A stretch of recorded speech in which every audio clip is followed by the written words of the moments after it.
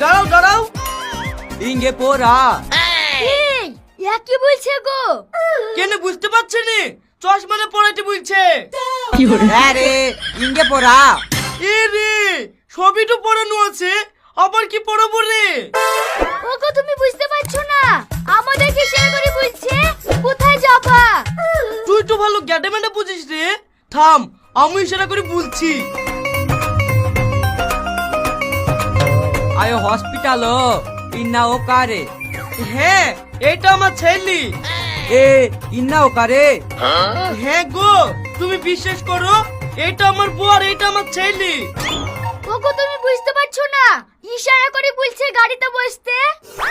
ও তাই বল, আমি ভাবছি বউ ছেলে কার তাই জিজ্ঞেস করছে।